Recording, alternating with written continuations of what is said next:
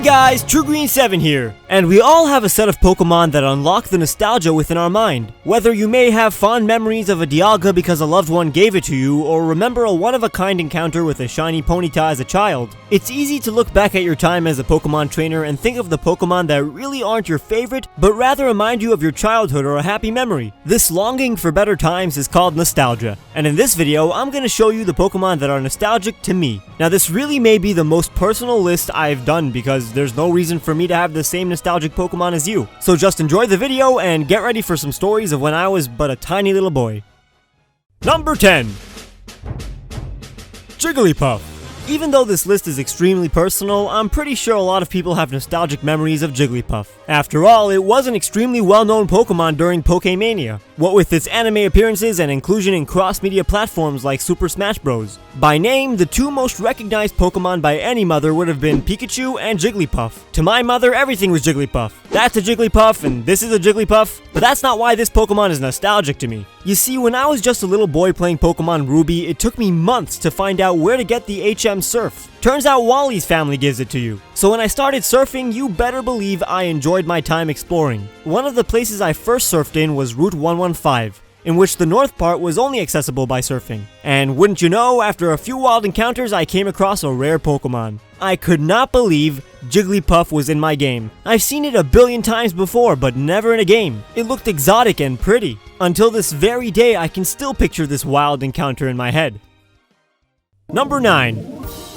Shinx. One of my most memorable experiences was the day I picked up Pokemon Diamond. I was finally able to experience a whole new region, and just like any kid, I played the game from morning to night. And the first Pokemon I caught was a Shinx. I love Shinx, but back then it looked kinda weird. People always say that the Pokemon in Sinnoh have very contrasting colors, a mixture of dark and bright hues. For some reason, blue and yellow just seemed to be a popular trend in Gen 4, and Shinx was a perfect example. It didn't feel like the previous 386 Pokemon that I grew to love. It just popped out. And even today, I can still pick out a Shinx from within a large group of Pokemon. It's just so bright and happy.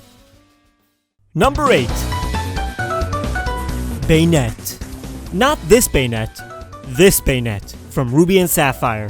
For a long time, I thought Beignet looked like this, all creepy and misshapen, but in the end, it was just a mistake in the sprite art. The actual Beignet has a totally different head. Can you blame me though? I thought this tail was a pom-pom attached to its droopy cloth thing, and its eyes do not have the intended shape at all. And what is this? Is this an ear? Seriously guys, what am I looking at? I'm scared. Now that I know Beignet actually looks like this, whenever I see a Gen 3 Beignet, it triggers some kind of nostalgia. Number 7. Skarmory. Let me paint a picture for you. 8-year-old Ron, Game Boy Advance SP, playing Pokemon Ruby, Route 113, ash falling from the sky, incredible music, wild encounter, metal bird, holy Shinx, it's beautiful! The setting, the music, the atmosphere. I love it, baby! Woo! Number 6. Vaporeon. Vaporeon is possibly my favorite evolution. In my opinion, its design is very creative because it finds a cool way to meld the element it represents with Eevee's design. It's not just yellow or orange, it's a mermaid, or a mer-Eevee if you will. But that's not why it's nostalgic, bro. Once again, let's take a look back at the life of a young Ron. So before I even knew what Pokemon was, I had a rubber bouncy ball, and within that rubber bouncy ball was a beautiful blue monster. Years later, I lost that ball, but became a huge Pokemon fan. I mean, I still am, but the point is that once I remembered that I once had this beloved ball, I realized that the creature within the bubble was a Vaporeon. It was a real out-of-body experience because that meant that Pokemon was with me even before I knew what Pokemon was. Crazy, huh? Number 5. Poliwhirl.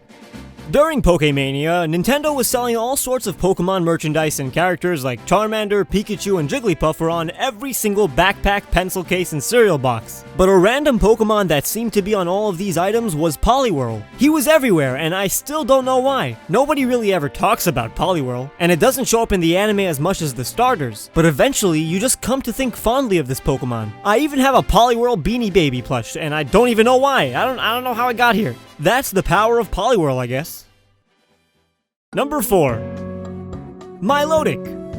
Let's cut to the chase. Milotic is super rare. Excluding the mythical pocket monsters, it's the only Hoenn Pokemon I've never owned in Pokemon Emerald. You see it in battle once or twice and you think, hey, I want one. But a Feebas is incredibly impossible to find, and of course, the champion has one, so as a child, Milotic almost becomes like a god to you. Not to mention, the only Frontier Brain I ever defeated until like a month ago was Lucy, but only after losing to her Milotic 3 times. This Pokemon is overpowered, but I have to admit that I used to think this white space in the sprite art was Milotic's tooth, kinda like a narwhal. Number 3.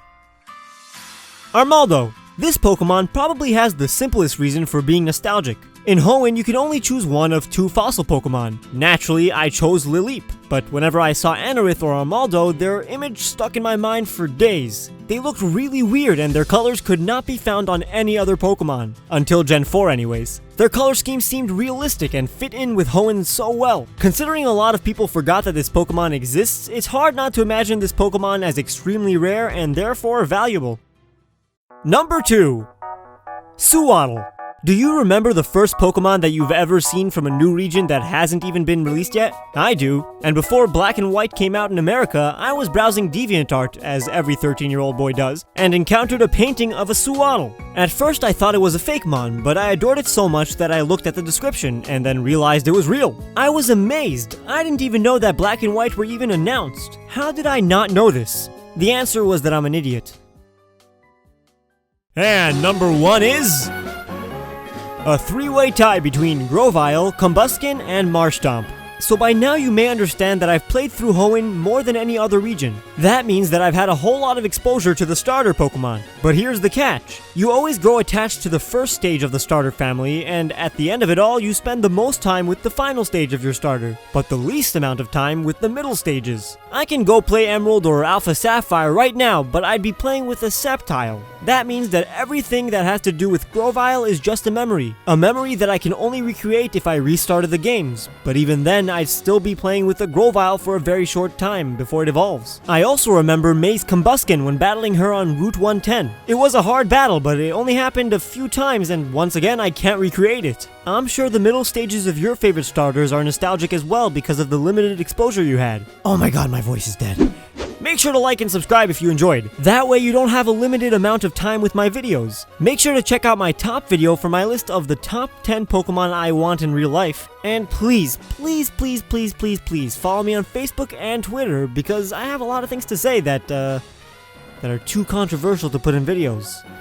See you next time, bye!